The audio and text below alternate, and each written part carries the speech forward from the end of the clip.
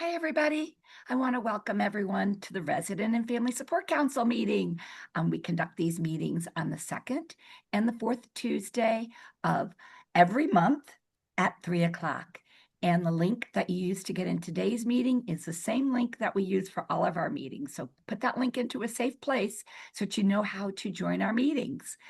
Also, if you would like to make sure that you get the invites for these meetings, please don't hesitate to put your email address in the chat, or you can email me separately.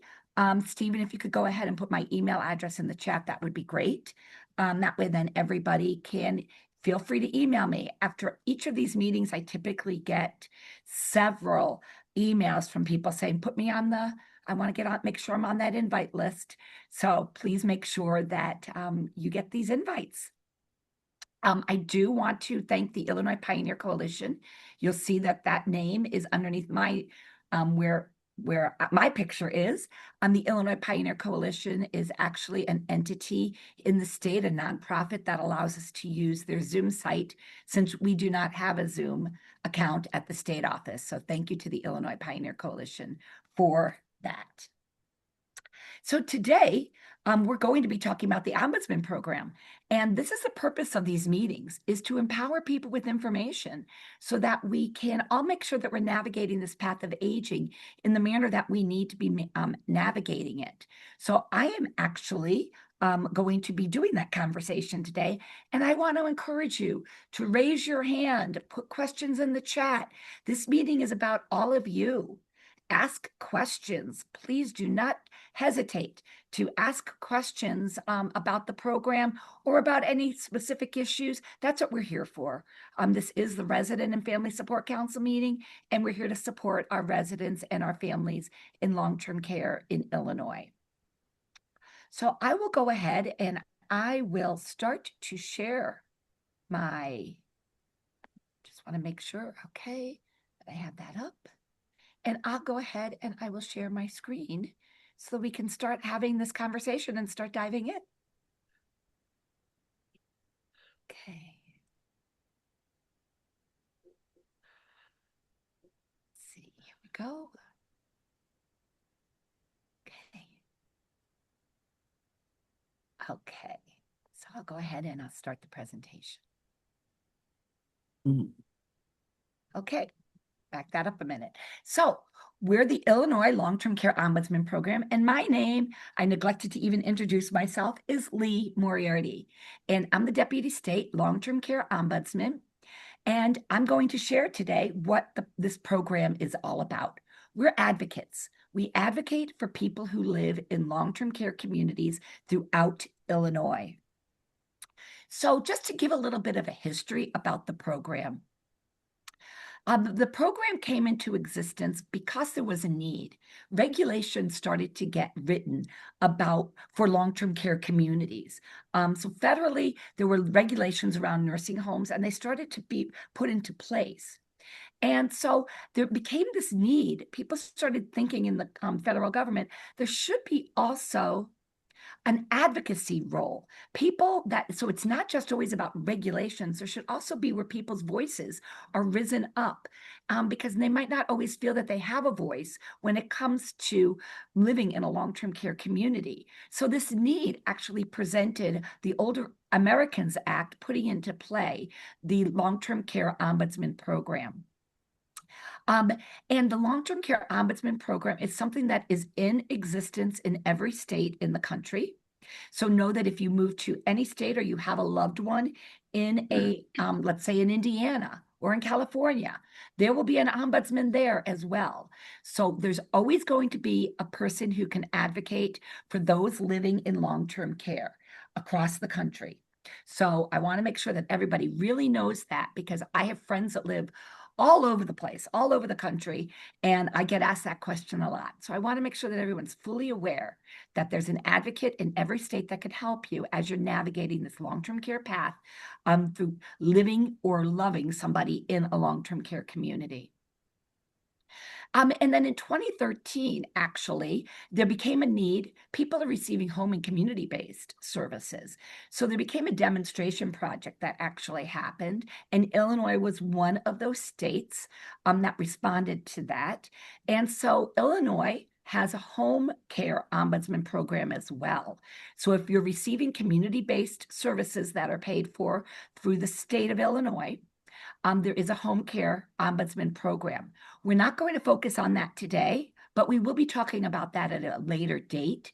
So make sure that if you are somebody that's receiving those services, or you know somebody receiving those services, that you look for that notice for that meeting. And while I'm mentioning this, I also do want to say that we do record these meetings and we put them on YouTube. So if for any reason you can't make any of our meetings, we understand that 3 o'clock can be a difficult time sometimes for people to be able to get away, to be able to attend the meeting. So we do record them and we put them on YouTube. So know that that will be there. I know Stephen works his magic in the background. He's putting a bunch of links in the background. And so look for that link for our YouTube channel so that you can access those recordings. And at the end of this presentation, I'm actually going to be giving you some QR codes where you could hold your phone up to it to be able to get to those links directly. So just to let you know that the Ombudsman Program, we do require training for everybody who becomes an ombudsman. There are some misnomers out there that ombudsmen are all volunteers. In some states, they have very, very strong volunteer programs. In Illinois, we utilize volunteers as well, but volunteers receive the same exact training as a paid ombudsman. So we want to make sure that everybody is aware of that. Just because your long-term community might have a volunteer there does not mean that they don't do the same work. They've been trained in the same capacity as an ombudsman who is doing this as a career path as well. So to be an ombudsman, you must have a 4-year degree in social work, psychology, or healthcare, or a related path, or equivalent experience in that. You need to be patient. We have to be good listeners, and you have to be free of conflicts. And so that means that if you have someone that you know that lives in a long-term care community, you need to disclose that information. If you work in a long-term care community, you need to disclose that information, because we don't want people going to homes that their loved ones live in, nor if they work in that community. So we want to make sure that people do not have any conflictual relationships with the long-term care communities that they are working with. And then we do document all the activities that we do in a very secure system that only the Ombudsman Program can access. So we have to be able to document those activities as well. So each ombudsman has to receive 36 hours of classroom training, and that's a lot of training. We go over a lot of information through the course of that training, and it's really important, the topics that we go through. And then also we do also require that there's shadowing that happens. So we just don't have people go into the long-term care communities without knowing what the work looks like as well. And then we have a level 2 training, which goes into some more advanced training, and that happens after you have been in the path for a couple of months. And then every year we have to do 18 hours of continuing education to make sure that we're staying on top of everything and that we are doing the work to the best of our capacities. So the purpose of the program. The Ombudsman Program is resident participant-centered. When you see me, you refer to the word participant, that is because we refer to those that are in the home care, receiving home care services as participants. We refer to people that live in long-term care as residents. And everything we do is centered on what the individual wants. The individual that lives in long-term care is the client. Anybody can make a complaint, but it always goes back to the client being the person who is living in the long-term care community. So that's important for everybody to hear that, because we will get complaints for a variety of sources, but we always go back to the individual for their engagement on what the complaint is going to, the resolution of that complaint is going to look like. And we make every reasonable effort to really empower people. Our goal is to make sure people understand the resources, they understand the regulations, and most importantly, they understand their rights as individuals that live in long-term care. And we intervene on behalf of the person. They give us the direction on what to do, and then we proceed in that manner. And I'm going to be getting into that a little bit more. So the purpose of our program is to improve people's lives that live in long-term care. It is through quality of care, quality of life, and also dignity. Dignity and respect are huge issues. We want to make sure that people that live in long-term care are treated as they need and want to be treated.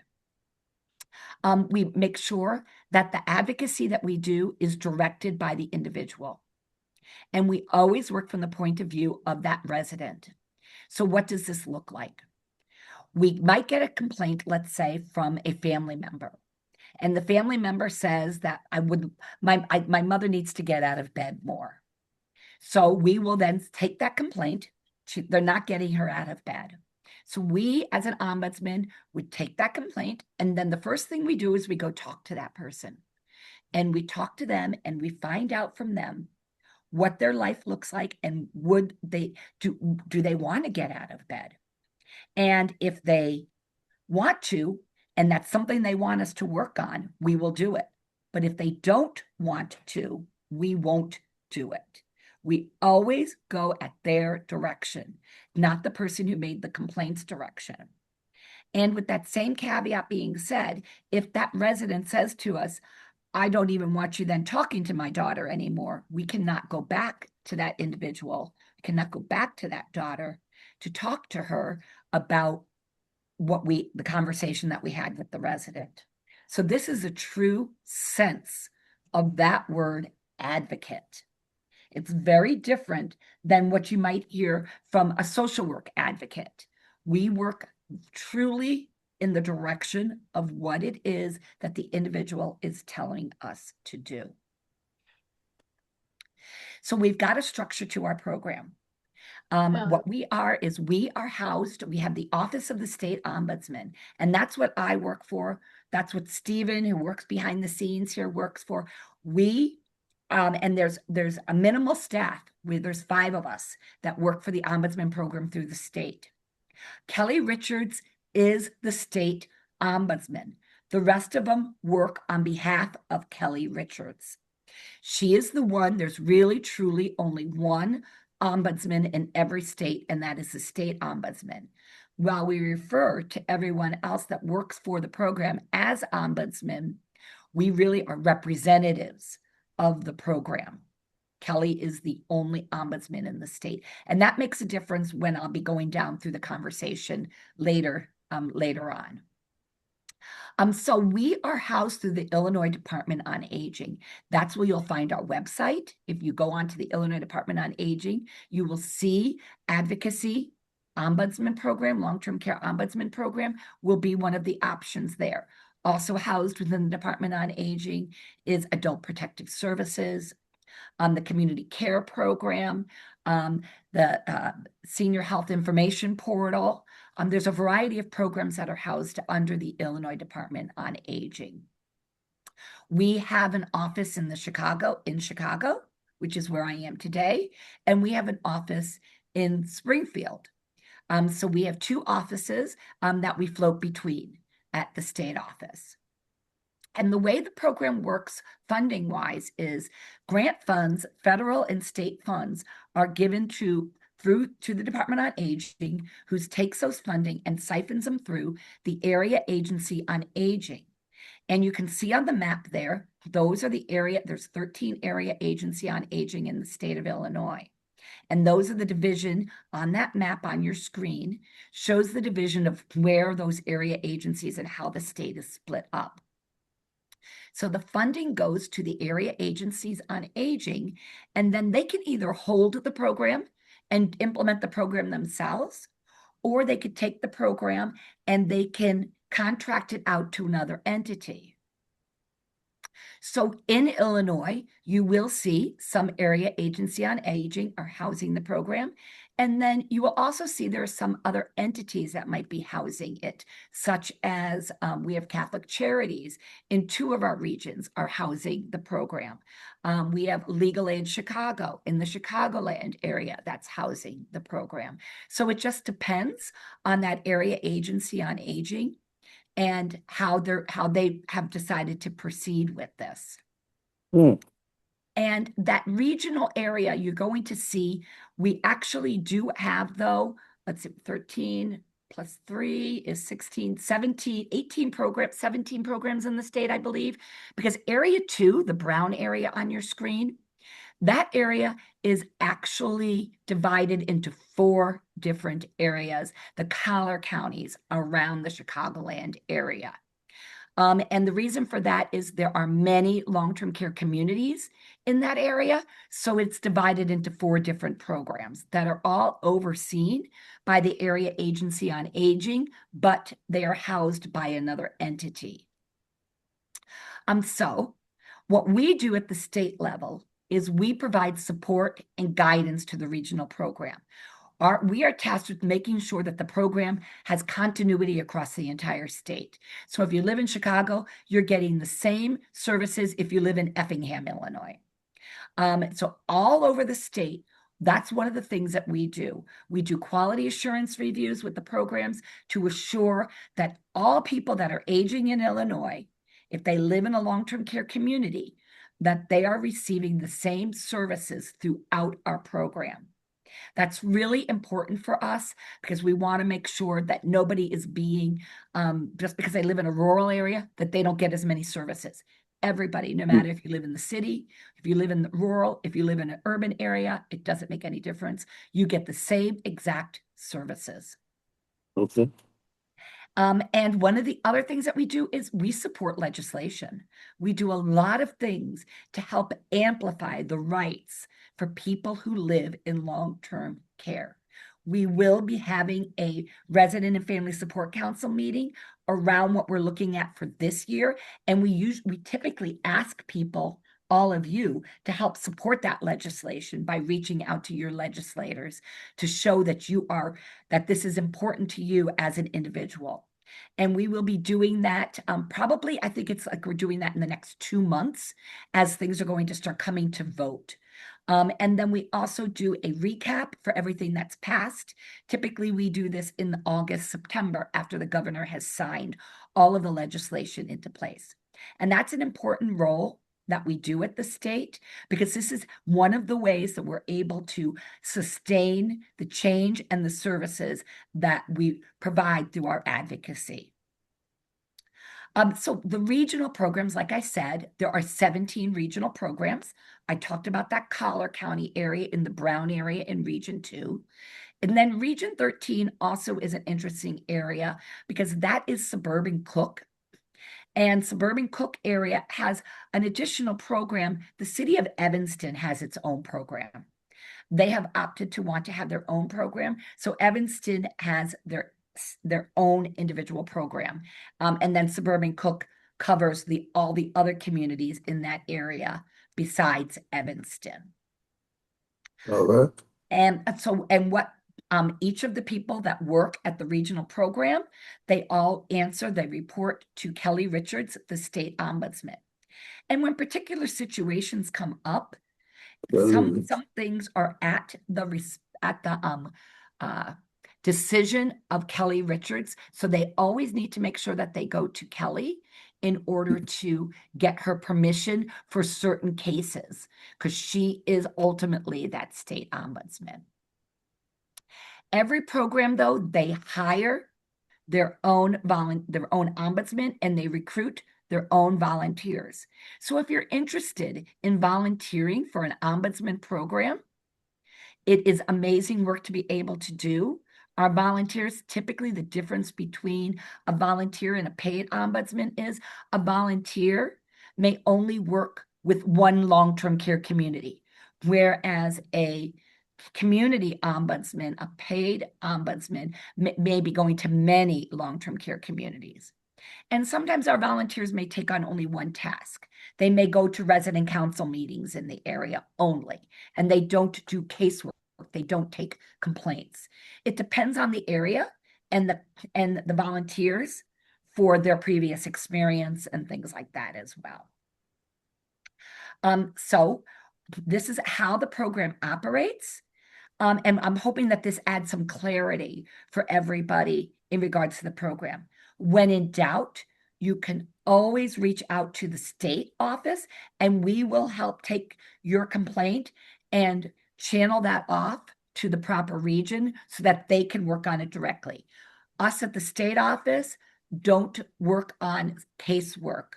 We help provide guidance, technical assistance, and we help work making sure that that continuity is happening across the state.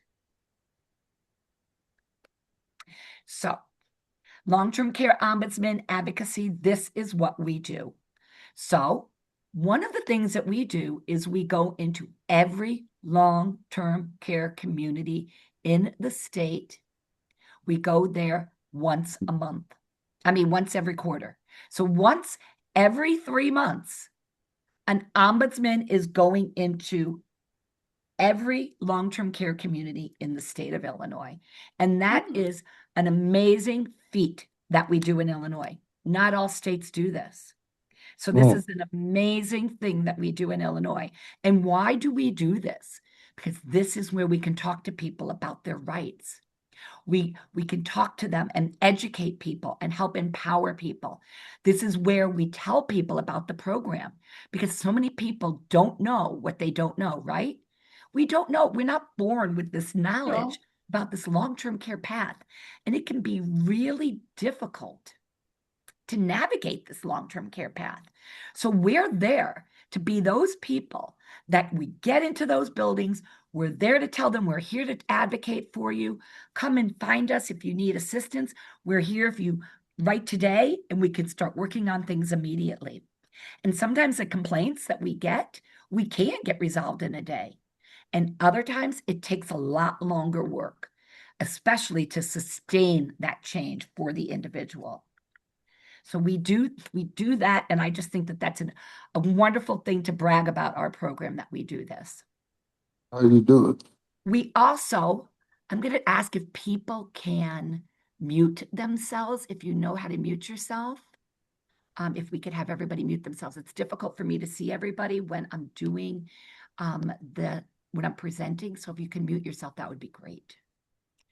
One of the other things that we do is we provide education to community-based organizations and to the long-term care communities. We do this on a regular basis. And actually at the state office, we do a lot of that. That's one of the roles that I do a lot of.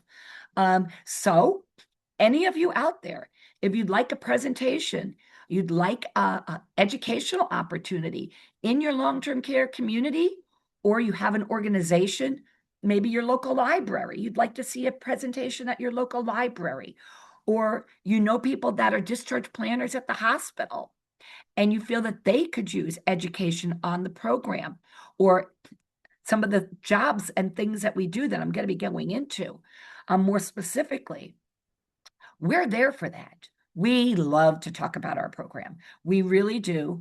We do a lot of that. And so if you have any ideas for who we can talk to, we take those ideas in a minute and we follow up on those because, like I said, we really do value the presence that we can have when we can talk about our program. People won't know about us if we don't talk about ourselves. We meet with people on a one-to-one basis. So when we go into these long-term care communities, we go around, we knock on people's doors, we introduce ourselves, we go into large space where people may congregate, dining rooms, day rooms, activity rooms. We introduce ourselves and we talk to people one-on-one and we ask them, how does your day go? Do you have any issues or concerns? Do you feel listened to? And if there's certain things that we've learned about that particular home, like let's say we've gotten some complaints about food, we may say, tell me about the meals. How are those for you? How's the food? So we may ask some more succinct questions if we're getting some specific complaints about some specific things as well. And so we do this through having those individual one-on-one conversations. We always engage, like I said before, in that resident-directed advocacy. I cannot say that enough. So when we get that complaint, one of the very first things we do is we say to the individual, we ask them for consent. Do you want for us to work on this? Is that something that you would like, or is it something you don't want? Do you want to do it on your own? And we process through this with them.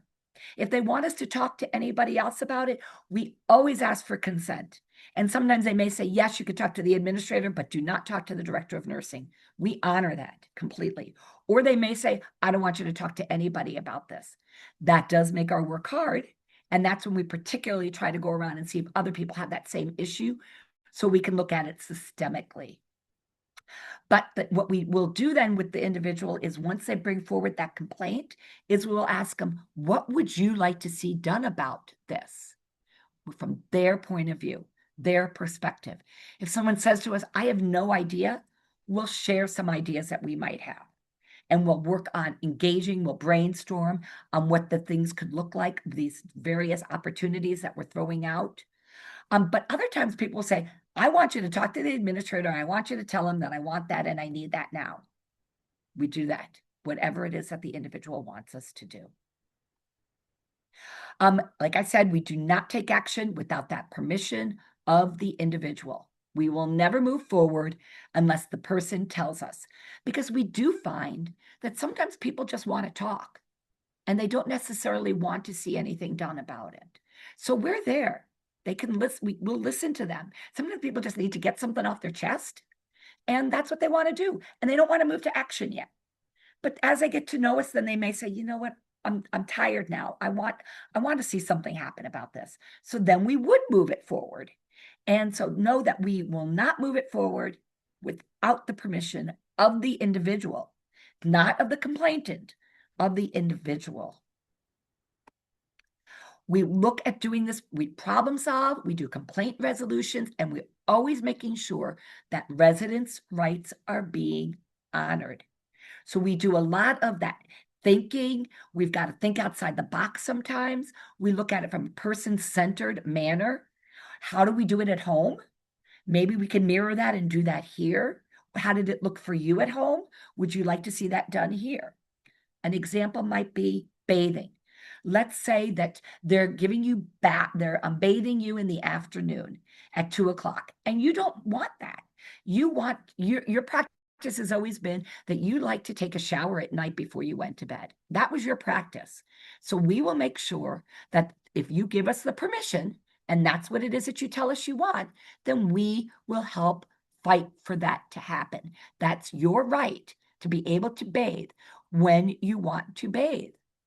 And sometimes we need to remind the long-term care communities of the regulations, because that is part of the regulations. But we approach things with our heart in one hand. This is what the individual wants. This is what they deserve. This is what they need. They need this. They want this. They deserve this, right? As human beings, this is what they want. They want to be honored because this is their lifelong pattern of taking a shower in the evening. But in the same breath, we like to remind people sometimes, and the regulations support that. So we really want to make sure that we're doing what it is that that individual is requesting. And that's how we approach things. We don't come in with a regulatory hat. We come in with the person-centered hat to make sure that people remember that those people living in long-term care are people and that they deserve to have those needs, their desires, all that stuff addressed in the manner that they want to see it. We educate and empower residents so they can advocate for themselves. So I always tease that we want to try to work ourselves out of a job. So we want everybody to be so educated, to understand their rights, to feel so empowered that they don't even need us anymore.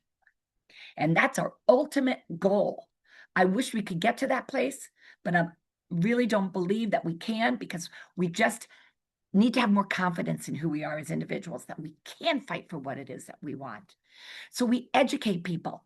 We make sure that people are aware of what those rights are. And so we share materials with residents right then and there. We share information about something called electronic monitoring, where you can have a camera in your room. People don't know about that, so we make sure people do know about that. If you're curious about that, put the question in the chat. I can address it at the end, but also know we have done resident family support councils on that.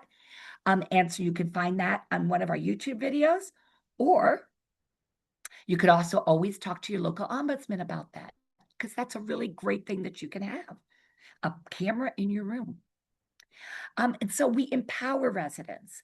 We empower people by, when a concern comes forward, I'm going to go back to my example with wanting to take a bath at nighttime. So I might say to the person, what is it that you want? Well, I would like to take a bath on Tuesdays and Thursdays at 8 p.m. because that's when I like to wind down for the night, and that's when I'd like to take a shower. Okay.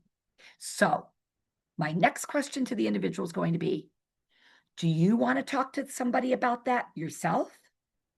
Do you want to talk about it together, you and I together? Or do you want me to work on that myself? And we try to get people to understand that they don't have to wait for us to get their needs met. Many times when we first start working with an individual, they might say, you could just deal with it. And then we start working with them, and then they have another issue that they want to see resolved. And they're like, you know what? I want to be part of that conversation. So then they join us in the conversation, and they start getting to a place where they're like, you know what? This was a complaint I had. If you could talk it through with me, because I want to just do it all on my own. And we can help with making sure that people feel educated and empowered to be able to do that. So this is a thing, another important aspect for people to remember. We are not mandated reporters. So anything that we get told, we will not do anything about it unless the resident tells us they want us to do something about it. Now, what can that look like? A resident tells us that they've been manhandled by a staff member and they feel that it was abusive.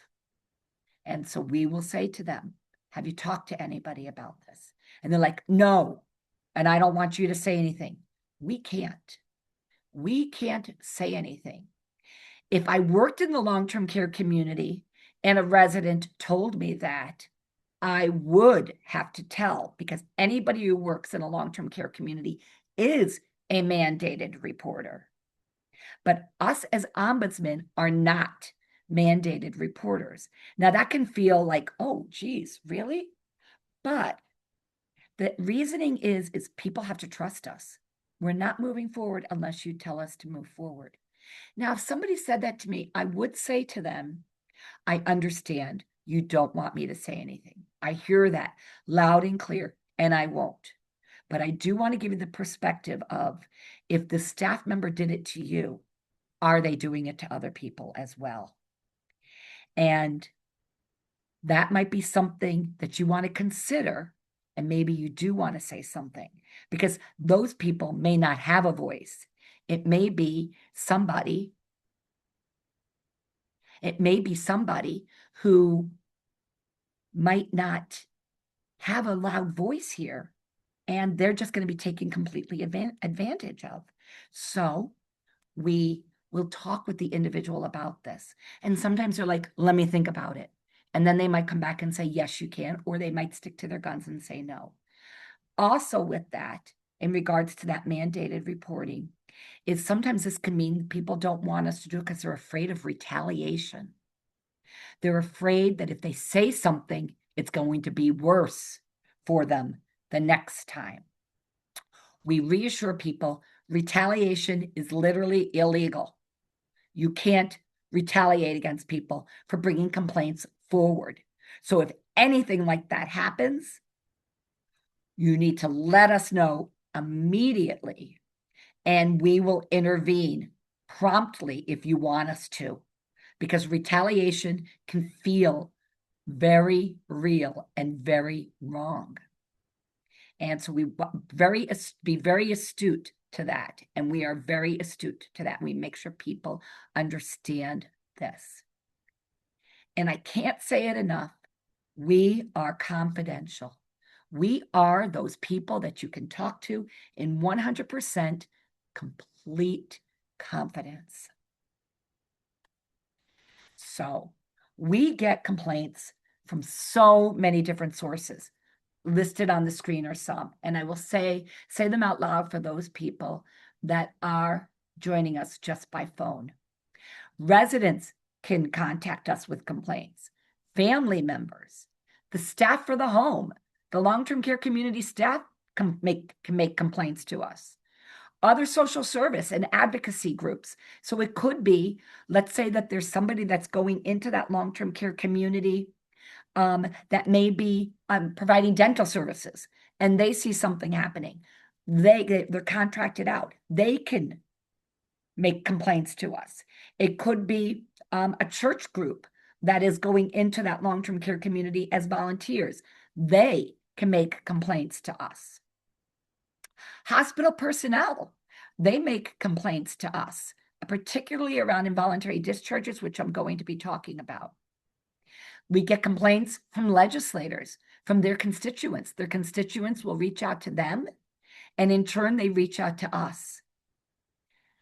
The public at large.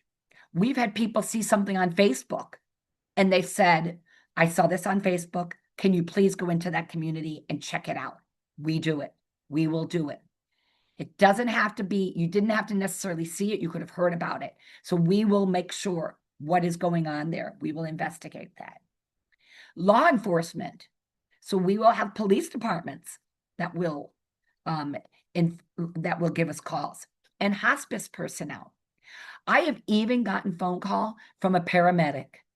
A paramedic witnessed some things, didn't like what he was seeing, and he called me and he's like, I don't know if I can do this or not. We're like, absolutely, you can do this. This is part of your responsibility. If you're seeing something, please let us know about this. So we will take complaints basically from anybody. So I just want to make it clear between what we do and what the Illinois Department of Public Health, that's what IDPH stands for, Illinois Department of Public Health. They're the regulators. We are advocates. So the regulators focus in on that regulatory piece. They make sure that nursing home standards are met, that are set by law. That's their responsibility. So they can only go into the nursing homes for their annual surveys, and they can only go into the nursing homes for complaints. What they do then is, based upon their findings, they look at the minimum requirements, because that's what it's called, the minimum requirements. That's how the regulations are called. They look at those and they see if they're being met. If they're not being met, then they can issue citations. Now, us as advocates, we focus on that advocacy for quality of care and quality of life for residents. So we're not looking at regulations. We look at those to help with our casework. But part of this is somebody may say, I'm sick and tired. I don't want coffee. I can't stand the smell of coffee. I only want tea on my tray in the morning. I don't want coffee. It doesn't say that anywhere in the regulations that you have to have tea, but that's what the person wants. So we would fight for that. There's no regulation on it, but that's something that we would advocate for that individual, to make sure that they get tea on their tray in the morning without having to ask for it. And they don't have that coffee because they don't even want that coffee around them. The other thing that we do is we maintain that regular presence in long-term care communities. So we go in there on that regular basis, like I said, at least once a month. Once every 3 months. At least once every 3 months, we're into those long-term care communities. And we can go in anytime. We're not held to only going in during an annual survey or when we get a complaint. So we go in for regular presence visits to long-term care communities unannounced all the time. So that's something that we can do that the Department of Public Health cannot do. They're not allowed to do that. And many times our advocacy is geared towards surpassing what those minimum requirements are.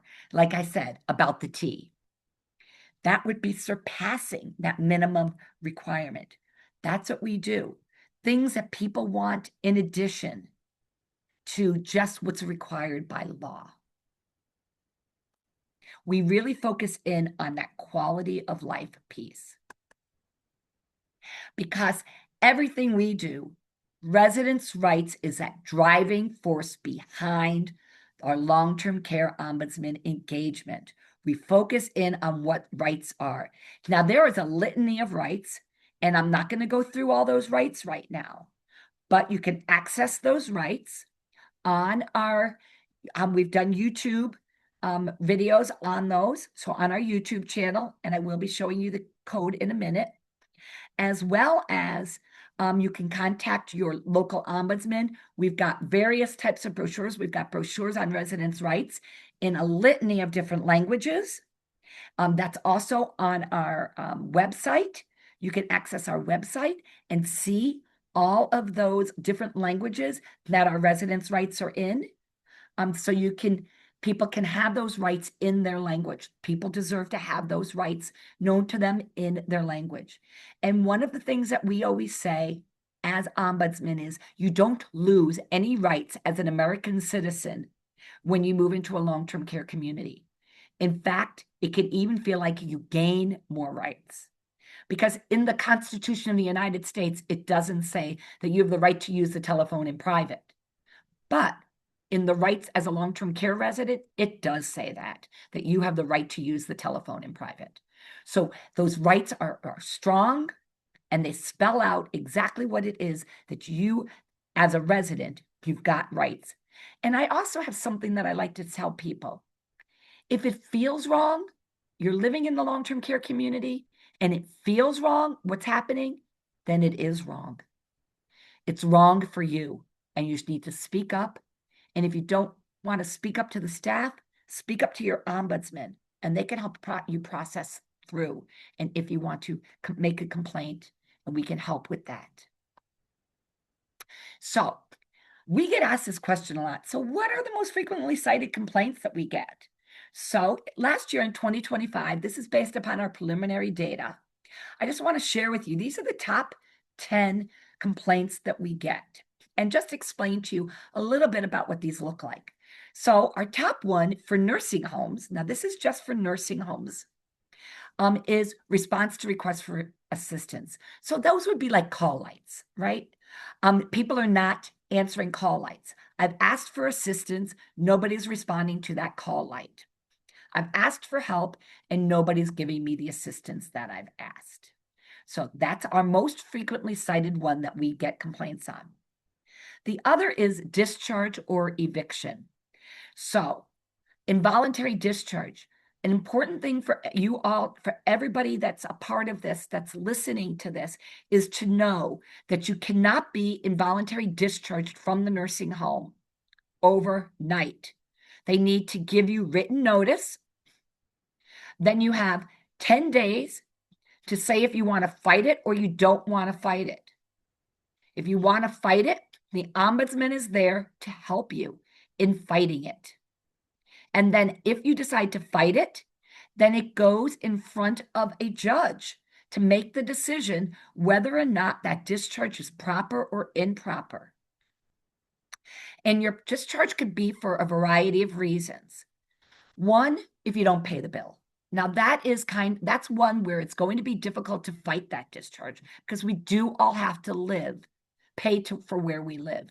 So that can be a difficult discharge to win, but you can still go through the involuntary discharge process to fight for your right to still live there. That doesn't mean you can't fight for that right. You still can. Another one, which is difficult to fight, is the building is closing. So if the building is closing, you can't live there anymore because the building isn't going to. But then there's other reasons. One could be that your healthcare needs can no longer be met at that long-term care community.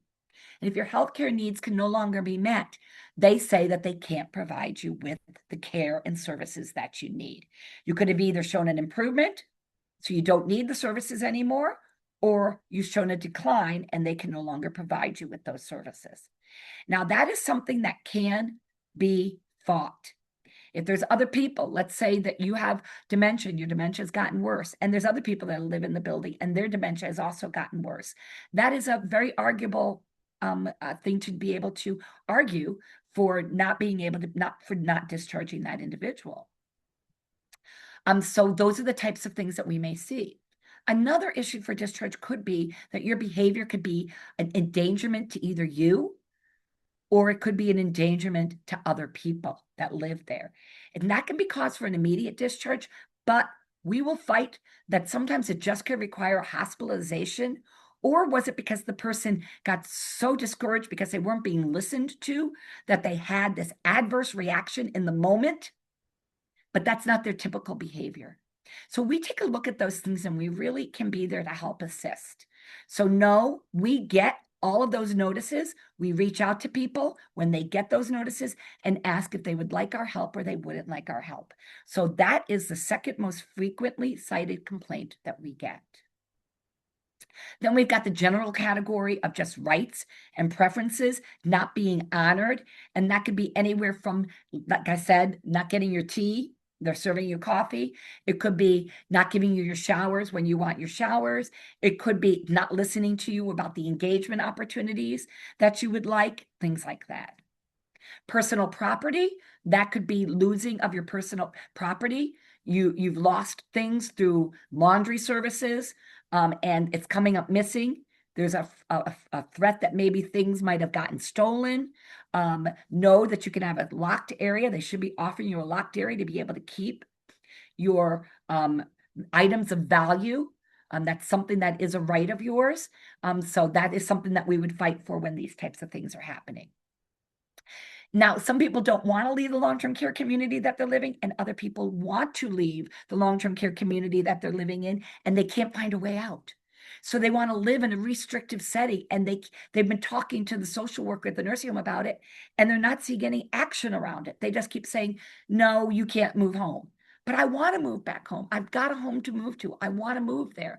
So we could come in and help with that as well. And part of that is looking at proper discharge planning for you, making sure that you've got the services in place and that people are thinking about the quality to your life as well as the quality of care issues that might need to be addressed in order for that to happen for you. Other things, medications not being served properly, care planning. You need to have a care plan every 30 days. That has to be happening. And they need to follow that care plan every 30 days. They're not following that care plan that's written out for you. That's a violation. And that's a complaint we can work on. Personal hygiene issues. You're not getting shaved as a man. Your teeth aren't getting brushed. You're not getting the bathing that you want to see happen.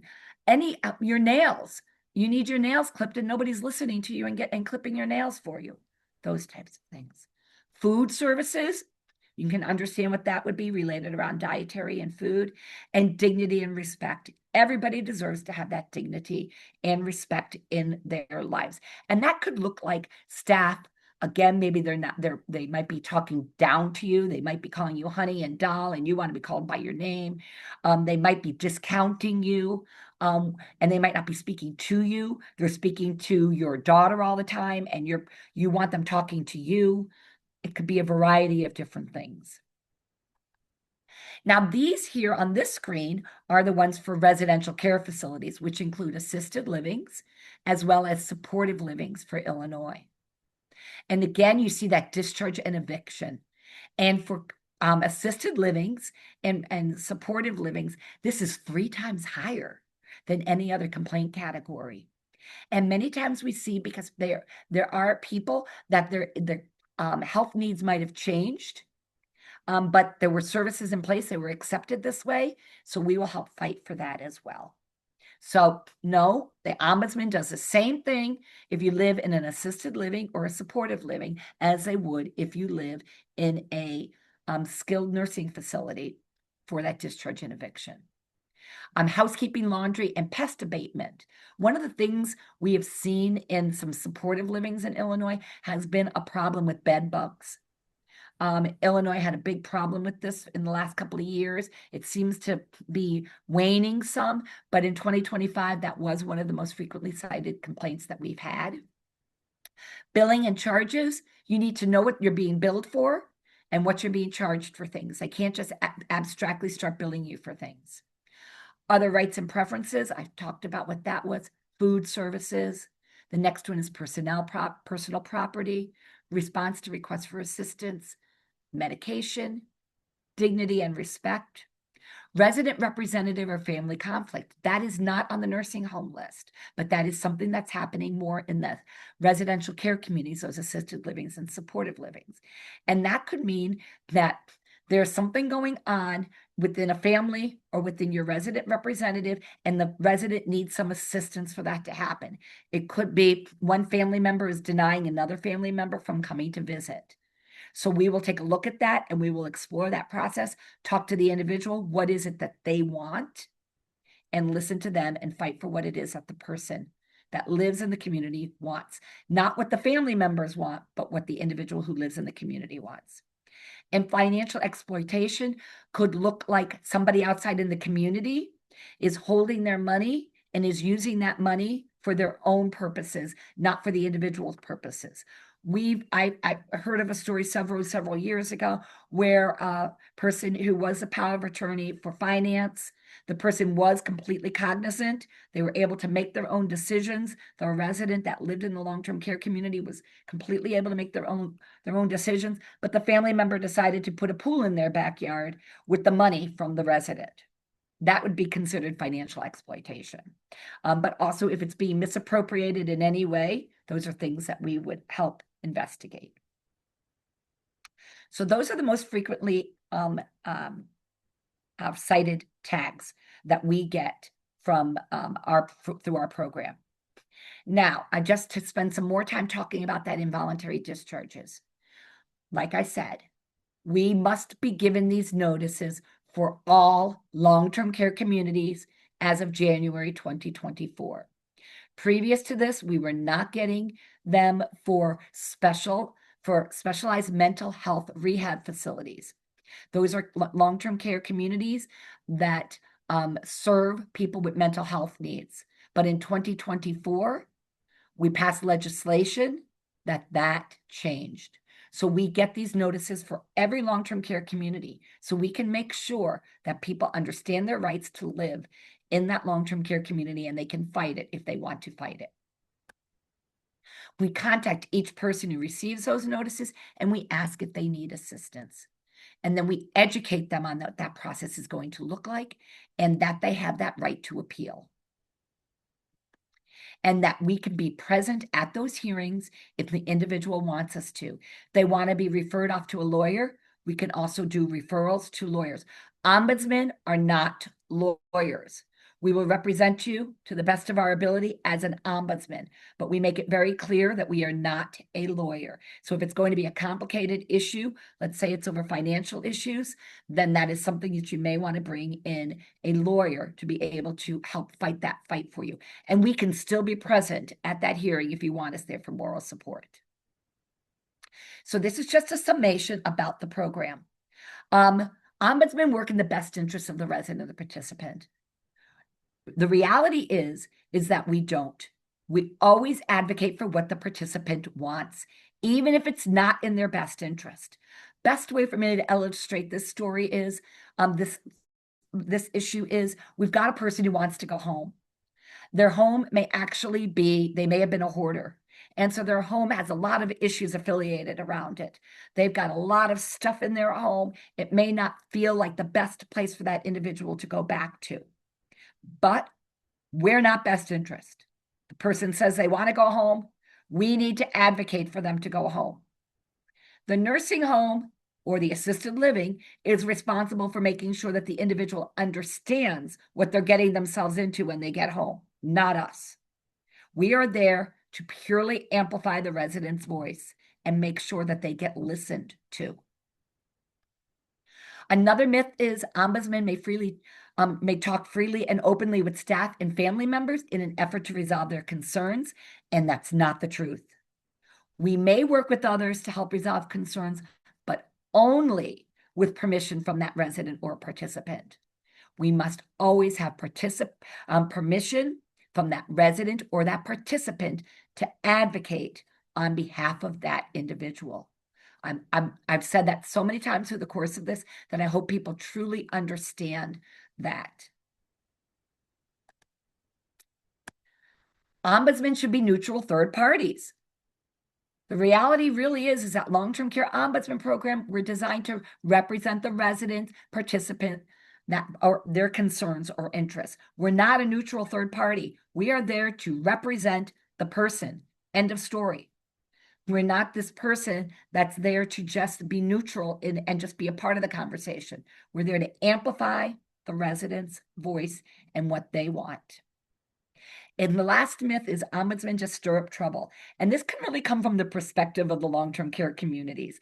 Many times they think, oh, geez, what are you going to bring me now? Because we bring so many concerns and complaints forward. But our philosophy really is that if we bring this forward, it could grow to be really large. So we want to bring it to you before it becomes large. And also, if you remember that slide about the regulatory body versus us as the advocates, you'd rather that we bring it up to you than the regulatory body, because if the regulatory body brings it up, you could get fined and you could get a citation around that. We don't do that.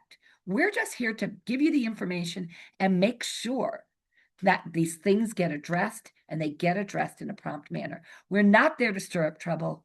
We're there to make sure that everybody's listening to the resident. And sometimes people need reminders about who it is that they're serving. So just in closing about this, I just want to share, you all know about this meeting because you're here, and the QR code is at the bottom of the slide there that will brings you right into our meetings. The YouTube, if you take your phone and you hold it up to the screen right now and you put it on those black dots, you'll see a yellow box come around it and a website underneath it. If you click on that, that brings you to our YouTube channel. And we've got, right now, I have 70 on the slide, but at last count, I think we are now at like 96. And after today's, we're going to be at 97. So we're approaching our 100 mark. We've got so many different topics on our Resident and Family Support Councils, on the YouTube channel. These are just some of the topics listed on the slide. I really want to encourage everybody to go back and look at them. Some of these have over 400 people have viewed these meetings because for one particular meeting, because the topic is really important for people to learn about. So explore that channel. You'll see me on those. You'll see Stephen on those, my cohort in crime. So please do explore that channel. The other thing that we've done is Kelly Richards, our state ombudsman, has done a podcast, and it's called What's Your Story? She's interviewed residents and stakeholders that work in long-term care about their experiences. The QR code, again, if you hold your phone up to the screen, you'll be able to go right to those podcasts and be able to listen to them. I believe there's like 5 or 6 podcasts on there. I've listened to them when I've worked out, and I really do enjoy those because it helps give some sense of experiences that people have through this long-term care journey. And lastly, of course, we've got Facebook. Everybody, right, has Facebook. And one of the things on our Facebook channel is we share the topics for our Resident and Family Support Council. So you can always go there. We try to keep people in the know about stuff that's going on in the state related to aging. So visit us. Visit our Facebook channel. And we have a consumer choice website. This is actually in the process of being revised. So I really want to encourage people to continue to look at this site, because through the course of this year, you're going to see it growing, and it's going to be even have more value for you. It's a tool for the consumer to use to be able to help make their long-term care choices. And on there, there's type things like, do they allow pets in the community? Do they provide bariatric care? Do they provide dialysis care. So there's a variety of different things. And the facilities do complete those questionnaires themselves, and it gets uploaded into the system. So it's the information is coming from them. If you ever need any assistance with reaching up with getting onto this, you can always reach us at our state office, and we will help make sure that you can get onto that channel. Like I said, be patient with us as it's growing. We've made a lot of revisions to it this year to make it be a better site for all of you, the consumers.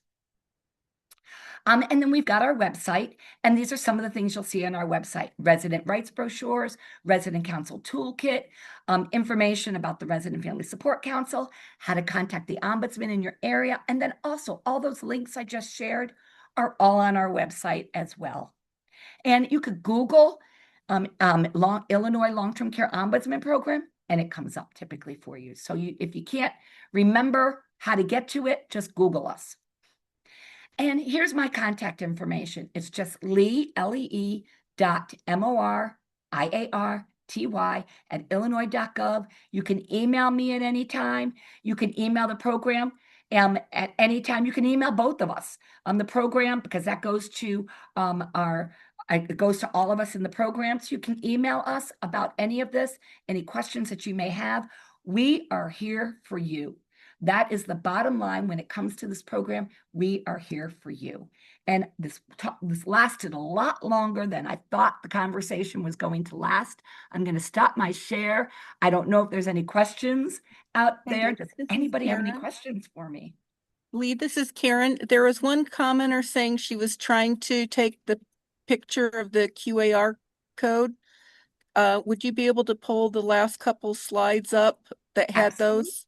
Yep, I can go ahead and do that. No problem. So Otherwise, I didn't see any specific questions. Maybe Stephen saw something I missed. Okay, great. Okay, thank you. I did have a question just to clarify, Lee, that supportive livings, are they required to send us IVDs? I don't believe they are. They're not in the Nursing Home Care Act. Okay. I don't believe they are either. Okay, so let me just put these. I will start with, actually, I'll put it on our website, because you could get to everything from our website. So it's trying to share. It's not letting me share. When Let you me stop pull the it up, share. you can mention which one has the podcast. There's one person who said she really wants that one. Okay, got it. Let's see. Here we go. Share.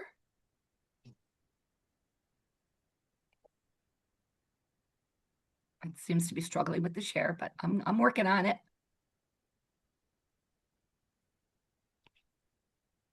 Okay, stop the share again.